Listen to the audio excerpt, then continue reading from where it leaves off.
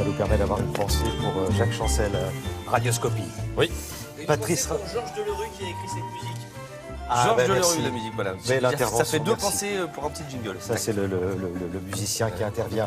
Mercredi, donc c'est le jour des enfants, mais c'est le jour du canard Du enchaîné. canard enchaîné aussi. Alors l'affaire Baupin, vous l'imaginez, inspire les dessinateurs. Regardez ce dessin de Pétillon. La campagne sur le geste écolo, on oublie pour cette fois-ci. Dessin également de Mouget. Après les couloirs de bus chers à Denis Baupin, faut-il installer des couloirs réservés à l'Assemblée? Bonne question. Cannes, évidemment, on en parle. C'est à la une de pas mal de journaux ce matin. Alors Cannes, je rappelle, c'est quand même, on l'apprend ce matin, 40 000 personnes accréditées. C'est carrément une petite ville dans la ville. Ce matin, Libération a un titre, un rien provocateur. À quoi ça sert, Cannes? Est-ce que c'est utile ou est-ce que c'est futile? Alors passons sur le futile pour nous attarder sur l'utile. Ce festival remet en cause les réflexes et les évidences du marché, nous disent certains spécialistes. Sans Cannes, on n'est pas sûr que beaucoup de monde, par exemple, aurait entendu parler de Michael Haneke. C'est une caisse de résonance extraordinaire pour les films indépendants, ça c'est vrai aussi. Et puis tous les acheteurs de films sont sur place pendant 12 jours. Donc si vous voulez vendre, vous les avez tous devant vous. Il y a beaucoup de choses qui se font en coulisses à Cannes, loin de ce qu'on voit à la télévision. Et puis, Je me permets, j'interviens pour vous dire, Charlotte Bouteloup sera en duplex la semaine prochaine duplex toute de la Cannes semaine. pour Télématin. Ouais. Voilà. Elle fait partie des 40 000 accrédités.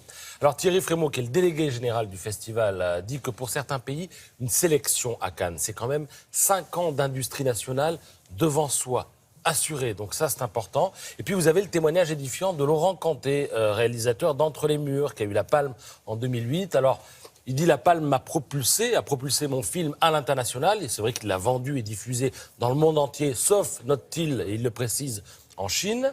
Mais il dit pendant 1 an, j'ai passé mon temps dans les aéroports, dans les hôtels, de 9h à 19h, tous les quarts d'heure, un nouveau journaliste devant moi. Et j'ai enchaîné les interviews. Ça a duré pendant 1 an. Et il dit à un moment donné, vous ne supportez plus de parler ni du film, ni de la joie d'avoir eu la Palme d'Or. Donc c'est le lessivage total. Il se retrouve dans une immense solitude. Alors, l'avantage, c'est que pour le film suivant, il a obtenu le plus gros budget qu'il n'ait jamais eu pour faire un film. Il avait obtenu la confiance des financiers, sauf que ce film s'est cassé la figure. Donc il dit, je suis revenu à la case départ, en quelque sorte, un peu après la Palme. Alors Cannes, c'est aussi Woody Allen, même s'il n'est pas en compétition, il est sur place, au moins avec le film Café Society. C'est fantaisiste, c'est une romance, c'est mélancolique, ça se passe dans le Hollywood des années 30. Et Le Figaro nous propose à cette occasion un florilège des citations de Woody Allen. Alors, vous allez voir. La célébrité, dit-il, m'a apporté un gros avantage. Les femmes qui me disent non sont plus belles qu'autrefois. Autre citation. Je vais vous raconter une terrible histoire de contraception orale. J'ai demandé à une fille de coucher avec moi. Elle m'a dit non. Magnifique. Et puis vous avez, c'est sûr, l'amour est la réponse. Mais pendant que vous êtes en train d'attendre la réponse, le sexe, lui, pose des questions très pertinentes. Voilà, Et c'est l'éternité. signé Woody L'éternité, Allen. c'est long, surtout vers la fin. Surtout vers la fin. Je peux en donner une? Oui. Le cerveau est mon deuxième organe préféré. Et il y a toujours quelqu'un qui dit, et alors, le premier.